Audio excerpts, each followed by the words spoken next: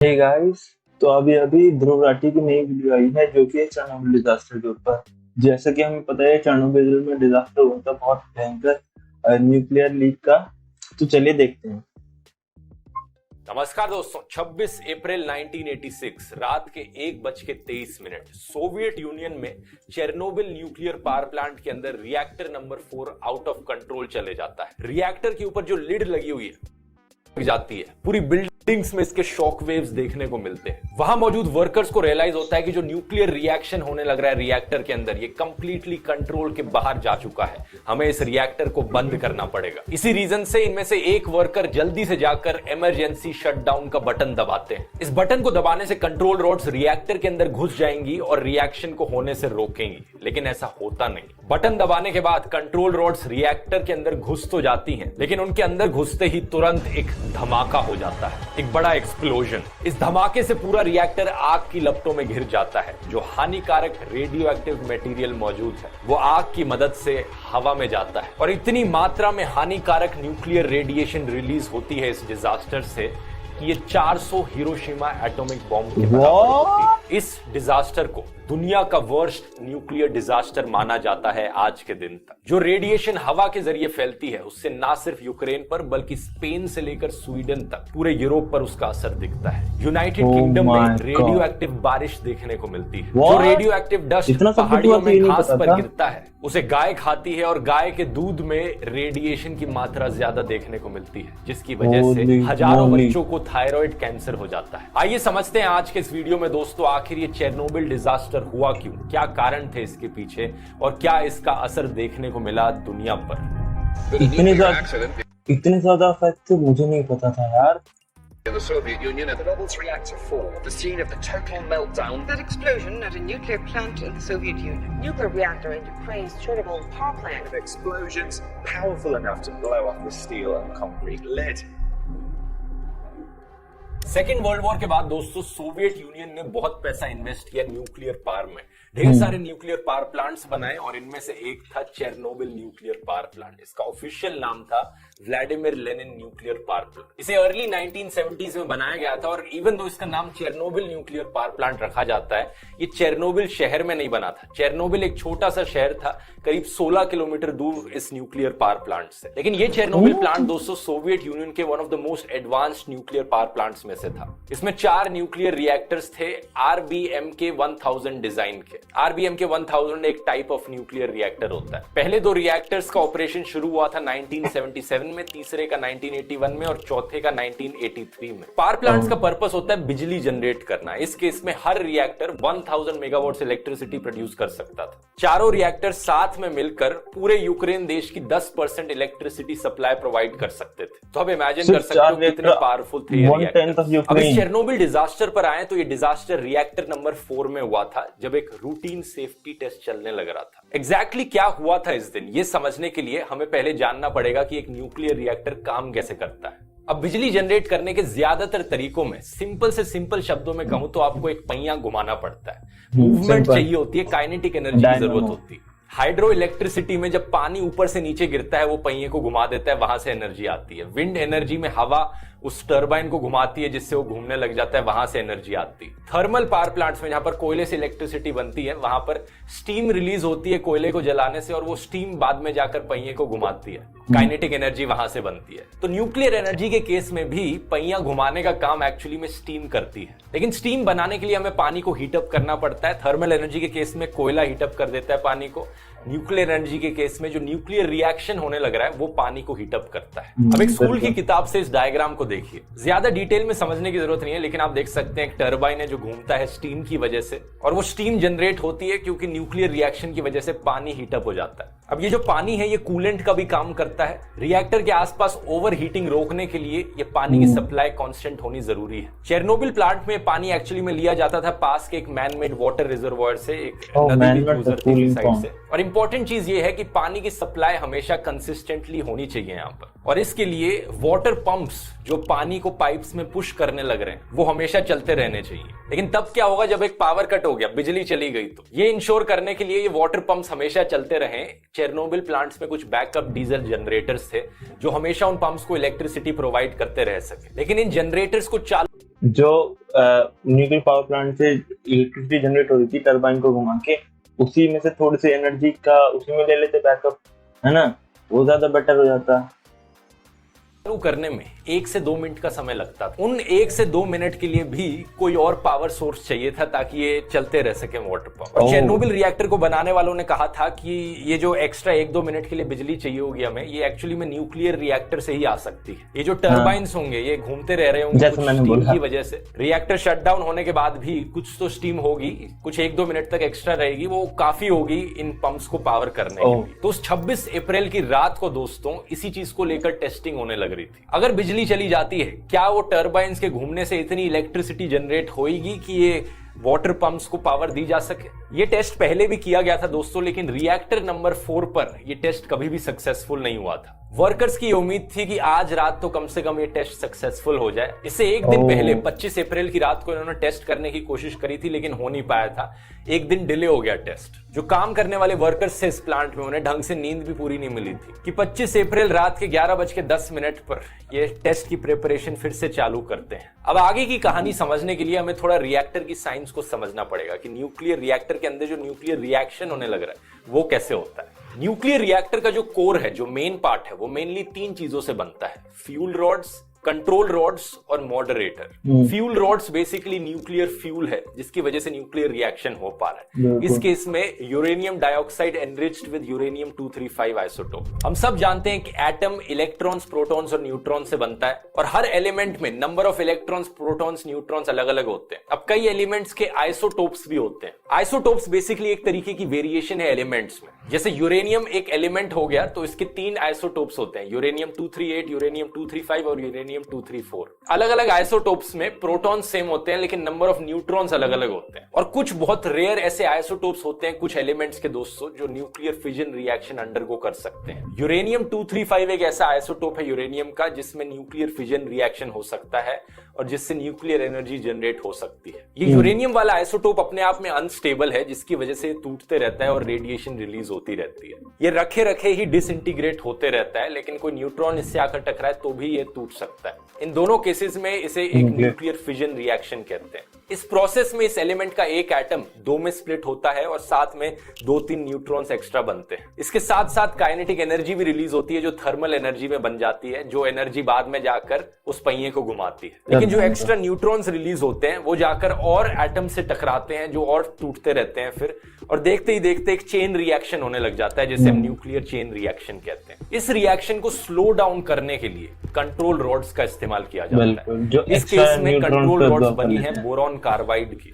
Boron actually में एक ऐसा एलिमेंट है जो न्यूट्रॉन्स को बड़े अच्छे तरीके से एब्जॉर्ब करता है। न्यूक्लियर फिजन रिएक्शन में जो एक्स्ट्रा न्यूट्रॉन्स बनने लग रहे हैं, अगर वो बोरॉन में जाकर एब्जॉर्ब हो जाएंगे तो वो बाकी एटम से जाकर टकराएंगे नहीं और न्यूक्लियर फिजन रिएक्शन की जो स्पीड है वो स्लो हो जाएगी। तो एक न्यूक्लियर रिएक्टर के कोर में जहां जहां पर फ्यूल रॉड्स को इंसर्ट किया जाता है उनके साइड में कंट्रोल रॉड्स को भी इंसर्ट किया जाता है पूरे न्यूक्लियर रिएक्शन को कंट्रोल करने के लिए। जितना ज्यादा अंदर घुसाओगे आप इन कंट्रोल रॉड्स को, उतना ही ज्यादा स्लो डाउन हो जाएगा रिएक्शन। इसके अलावा जो तीसरी चीज मैंने आपको बताई थी मॉडरेटर, इसके इसमें ग्रेफाइट के ब्लॉक्स है मॉडरेटर। ये एक्चुअली में रिएक्शन को स्पीड अप करने का काम करते हैं। ग्रेफाइट एक्चुअली में जो न्यूट्रॉन्स की एनर्जी है उसे स्लो डाउन कर देता है, जिससे चांस बढ़ जाता है कि न्यूट्रॉन्स जाके और यूरेनियम एटम से टकराएंगे और रिएक्शन स्पीड अप हो जाता है। आज के दिन ज्यादातर न्यूक्लियर प्लांट्स में पानी को इस्तेमाल किया जाता है एज मॉडरेटर, लेकिन आरबीएम के रिएक्टर जो चेरनोबिल में इस्तेमाल किया जा रहा था उसमें ग्रेफाइट को इस्तेमाल किया जाता है एज मॉडरेटर। तो इस पूरी साइंस को अगर समराइज करें, आप इमेजिन करो एक गाड़ी रास्ते पर चल के जा रही है। अब गाड़ी में गैस का पेडल दबाओगे तो गाड़ी स्पीड से आगे भागेगी,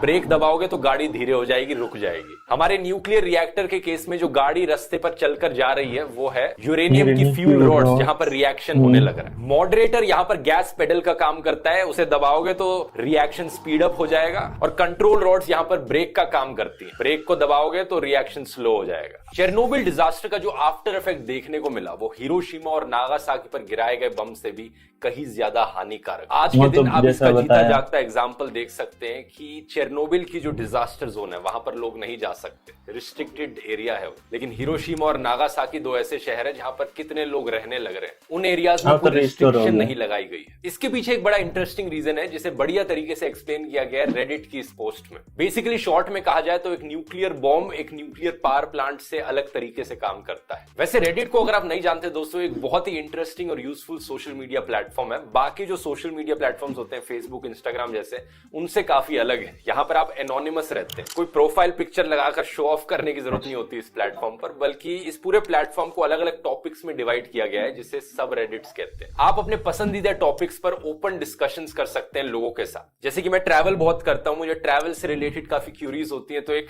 ट्रैवल सब रेडिट है। अगर आपकी साइंस में दिलचस्पी है तो एक साइंस सब रेडिट है। अगर आपको साइंस से रिलेटेड सवाल पूछने हैं लोगों से तो आस्क साइंस का एक सब रेडिट है। सिमिलरली हिस्ट्री से रिलेटेड आस्क हिस्टोरियंस का सब रेडिट है। अलग अलग लोगों के आप ऑनेस्ट ओपिनियंस जान सकते हैं, फैक्ट सीख सकते हैं और काफी नॉलेज गेन कर सकते हैं। सच बताऊं तो ये एक ऐसा सोशल मीडिया प्लेटफॉर्म है जिसे मैं सबसे ज्यादा इस्तेमाल करता हूं पर्सनली, और कंप्लीटली फ्री टू यूज है ये। आप जाकर चेकआउट कर सकते हैं, लिंक इसका मैंने नीचे डिस्क्रिप्शन में डाल दी। और रेडिट को धन्यवाद इस वीडियो को स्पॉन्सर करने के लिए भी। अब टॉपिक पर वापस आते हैं। अब हम अपनी कहानी पर वापस आए तो 26 अप्रैल की उस रात को वर्कर्स टेस्टिंग करने लग रहे थे।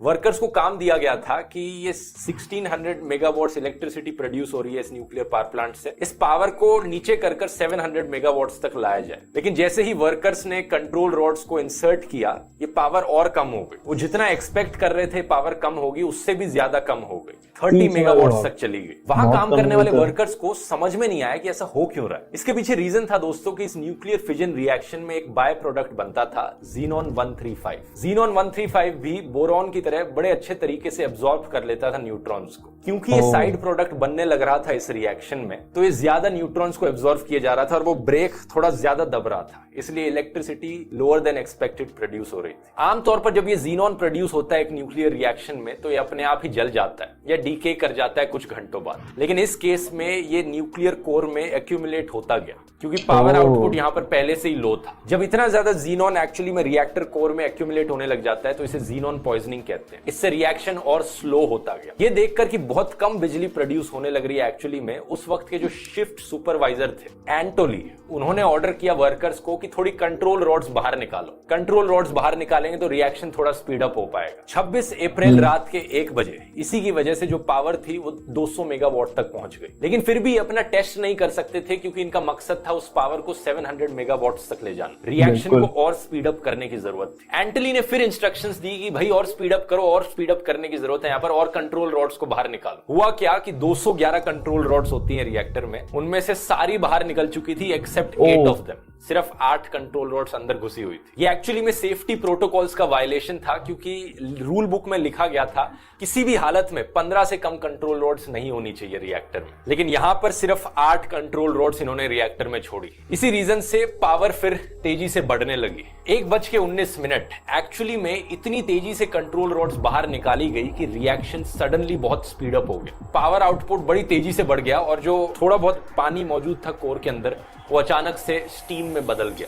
इसका मतलब ये भी हुआ कि पानी की मात्रा कम होती गई रिएक्टर कोर में और पानी यहाँ पर कूलेंट का काम करने लग रहा था। ये एक पॉजिटिव फीडबैक लूप क्रिएट हो गया यहाँ पर। जैसे जैसे पानी स्टीम में बदलता जा रहा था, पानी कूलेंट की तरह एक्ट नहीं कर पा रहा था, जिसकी वजह से रिएक्शन और स्पीड अप होता जा रहा था। वैसे फन फैक्ट यहाँ पर एग्जैक्टली इसी पॉजिटिव फीडबैक लूप को अवॉइड करने के लिए आज के दिन के जो न्यूक्लियर रिएक्टर्स हैं वो पानी को एज अ कूलेंट और एज अ मॉडरेटर दोनों इस्तेमाल करते हैं। तो अगर पानी की मात्रा कम होने लगेगी तो मॉडरेटर की मात्रा भी कम हो जाएगी, तो अपने आप ही एक्सेलरेटर से आपका पैर उठ जाएगा, एक नेगेटिव फीडबैक लूप बन जाएगा। लेकिन इस आरबीएम के रिएक्टर में मॉडरेटर का काम ग्रेफाइट कर रहा था और पानी अचानक से देखते ही देखते भाप बनता जा रहा था। अभी तक जो ज़ीनॉन मौजूद था इस रिएक्टर के अंदर, जो रिएक्शन को स्लो डाउन कर रहा था, वो इस रिएक्शन के स्पीड अप होने की वजह से जल गया। तो अब ज़ीनॉन भी नहीं बचा न्यूट्रॉन्स को एब्जॉर्ब करने के लिए। ये वो पॉइंट था जहां पर एक्सट्रीम पावर सर्ज हो गया। न्यूक्लियर रिएक्शन की स्पीड बहुत तेजी से बढ़ गई।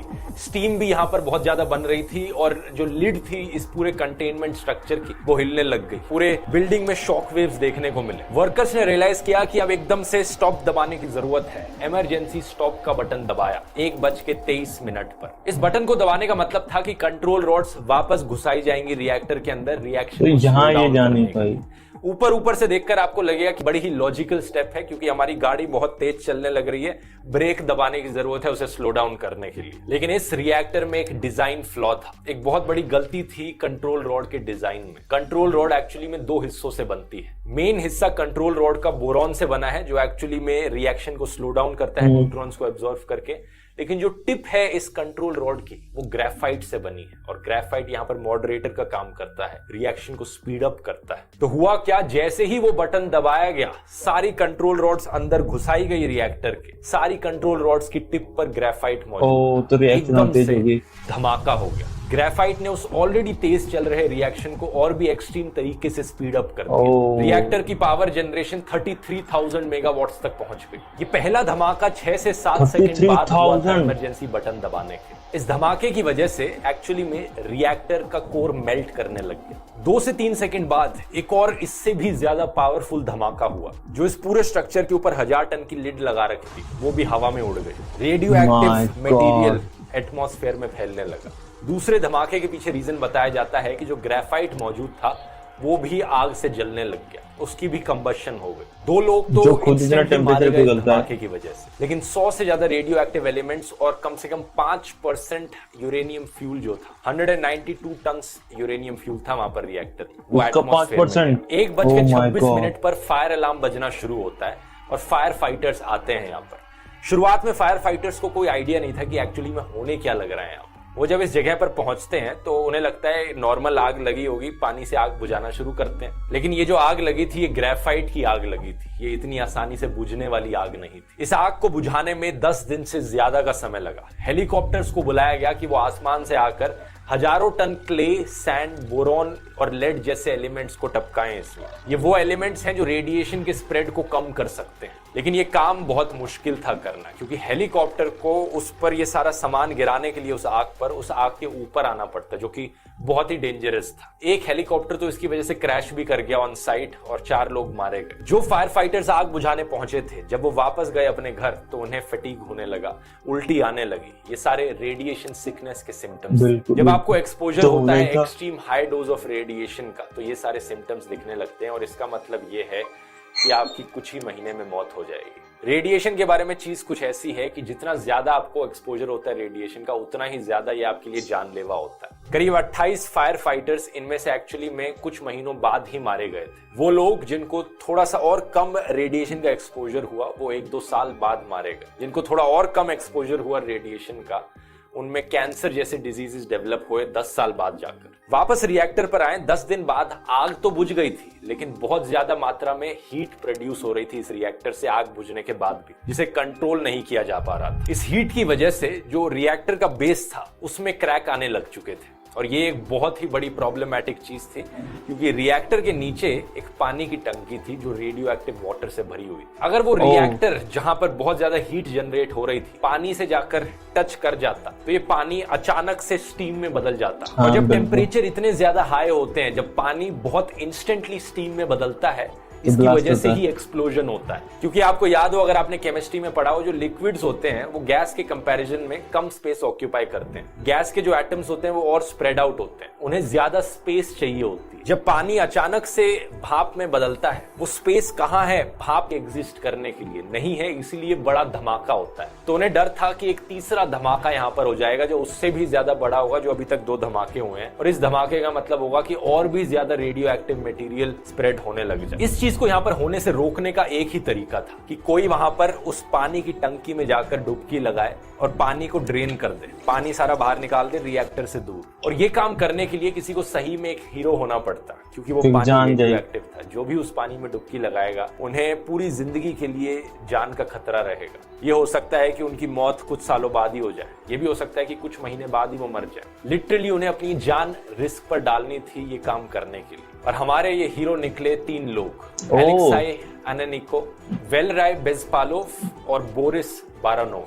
4 मई 1986 को सिंपल डाइविंग इक्विपमेंट पहनकर इन्होंने वाटर टैंक के अंदर डाइव करी। अंधेरे में सिर्फ एक लैंप की मदद से इन्होंने स्विमिंग करी और वो वॉल्व्स लोकेट किए जिन्हें खोला जा सके और पानी को ड्रेन किया जा सके। ये 3 लोग हमारी कहानी के इतने बड़े हीरो हैं कि आप यकीन भी नहीं कर सकते, क्योंकि कहा जाता है कि अगर ये तीसरा एक्सप्लोजन हो जाता, ये इतना खतरनाक होता कि मिलियंस ऑफ लोग मारे जाते और अगले 5 लाख सालों के लिए ऑलमोस्ट पूरा यूरोपियन कॉन्टिनेंट अनइनहेबिटेबल बन जाता। अच्छी खबर यह है कि ये तीनों डाइवर्स एक्चुअली में सरवाइव कर गए। हालांकि बोरिस की मौत 2005 में हुई हार्ट अटैक की वजह से, लेकिन एलेक्साई और वालराय दोनों आज के दिन तक जिंदा हैं। एक बार ये रिस्क खत्म हुआ तो अगला स्टेप था एक्चुअली में जो रेडियो एक्टिव वेस्ट वहां पर मौजूद था उसे क्लीन अप करना। शुरुआत में सोवियत के ऑफिसर्स ने रिमोट कंट्रोल रोबोट्स का इस्तेमाल किया ये करने के लिए, लेकिन ये रोबोट्स एक्चुअली में रेडियो एक्टिविटी के पास जाकर ब्रेक डाउन होने लगे। यहाँ पर फिर हजारों लोगों को भेजना पड़ा कि वो क्लीन अप करें। इन लोगों को लिक्विडेटर्स बुलाया जाता था। 1986 और 1987 के बीच में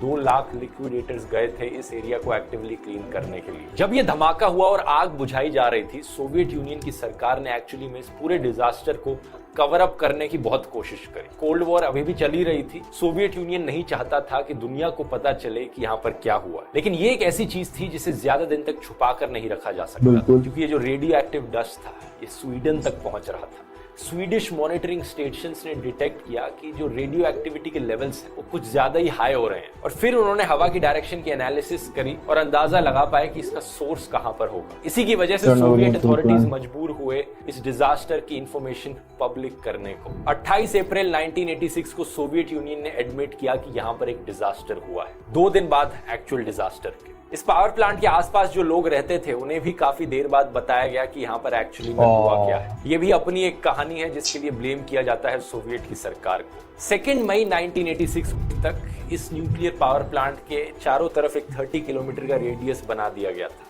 इसे एक एक्सक्लूजन जोन डिक्लेयर किया गया कि ये एरिया रिस्ट्रिक्टेड है, यहाँ पर कोई नहीं जा सकता साइंटिस्ट और सरकारी ऑफिशियल्स के अलावा। इस पूरे रेडियो एक्टिव वेस्ट को एक्चुअली में कंटेन करने के लिए एक और स्ट्रक्चर बनाया गया है इसके ऊपर, जिसे सैक्रोफेगस कहा जाता है। नवंबर 1986 में कंप्लीट हुआ कंक्रीट और मेटल का बना स्ट्रक्चर, जिससे कि रेडिएशन यहां से निकलना कंट्रोल में लाया जा सके। लेकिन लॉन्ग टर्म प्लानिंग के साथ ये स्ट्रक्चर नहीं बनाया गया था। करीब 28 साल बाद कंस्ट्रक्शन के इसमें क्रैक्स और रस्टिंग होने लग गई। इसी रीजन से साल 2010 में एक नए सेफ कन्फाइनमेंट की कंस्ट्रक्शन शुरू हुई। इस नए स्ट्रक्चर को एग्जिस्टिंग सैक्रोफेगस के ऊपर फिट कर दिया गया। $3 बिलियन लगे थे वैसे इसे बनाने में, इस नए स्ट्रक्चर को, और करीब 9 साल बाद ये बनकर तैयार हुआ। सिर्फ 2019 में ही कंप्लीट हुआ। लेकिन इस बार थोड़ा लॉन्ग टर्म प्लानिंग के साथ इसे बनाया गया है, तो कहा जाता है कि अगले 100 सालों तक ये रिएक्टर को बंद करके रख सकता है। 2018 में यूनाइटेड नेशंस की साइंटिफिक कमेटी ने रिपोर्ट किया कि 20,000 थायराइड कैंसर के केसेस देखने को मिले हैं बच्चों में जो 18 साल से कम की उम्र में थे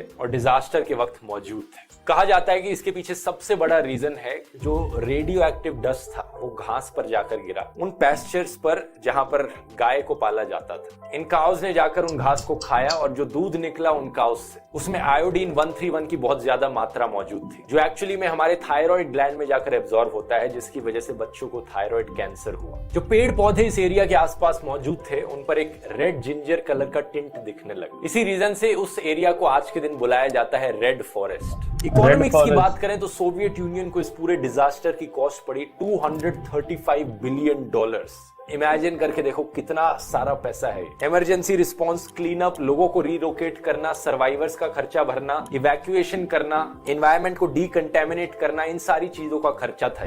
पॉलिटिकली देखा जाए तो कहा जाता है कि ये एक बड़ा कारण था जिसकी वजह से सोवियत यूनियन का ब्रेकडाउन हुआ। दुनिया भर के साइंटिस्ट ने रिसर्च करनी शुरू करी कि कैसे इन डिजास्टर्स को होने से रोका जा सके फ्यूचर में। As a direct result of this disaster साल 1989 में एक world association of nuclear operators की स्थापना करी।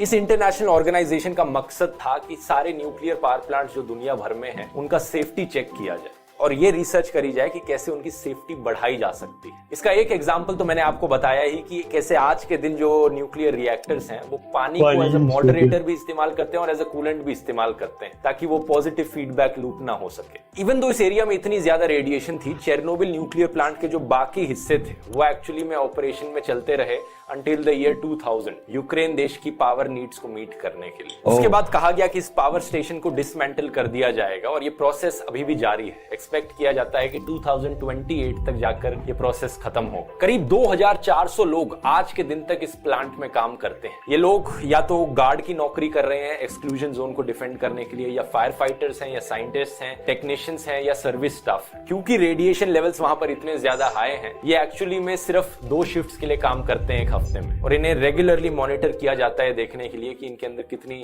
रेडिएशन एब्जॉर्ब हो रही है। बाकी जो आसपास का एरिया था, जो 30 किलोमीटर रेडियस की एक्सक्लूजन जोन बनी हुई है, इंसानों ने उसमें रहना कंप्लीटली छोड़ दिया है। वॉर शुरू होने से पहले कुछ टूरिस्ट ग्रुप्स उस एरिया में जाते थे, लेकिन मोर और लेस उस एरिया को नेचर ने टेक ओवर कर लिया है। कुछ बड़े एनिमल्स जैसे कि wolves, deer, lynx, beaver, eagles, boars, bears इस जगह पर अब पाए जाते हैं। इनमें से कुछ एनिमल्स तो एंडेंजर्ड भी हैं, जिनकी पॉपुलेशन यहाँ पर ग्रो कर रही है क्योंकि इंसान यहाँ पर मौजूद नहीं है। कुछ जानवरों पर रेडिएशन जरूर इफेक्ट करी है, उन्हें डिफॉर्मिटीज देखने को मिली है, लेकिन for the most part actually में जानवरों पर ज्यादा असर नहीं पड़ा इस रेडिएशन का। तो ये थी कहानी दोस्तों दुनिया के सबसे खतरनाक न्यूक्लियर डिजास्टर की। ये वीडियो पसंद आया तो भोपाल गैस ट्रेजेडी वाले डिजास्टर पर भी वीडियो देख सकते हो डिटेल में समझने के लिए, और ऐसे ही हिस्ट्री इवेंट्स पर मैंने बहुत सारे वीडियोस बनाए हैं, प्लेलिस्ट पर क्लिक कर सकते हो देखने के लिए। मिलते हैं अगले वीडियो में, बहुत बहुत धन्यवाद।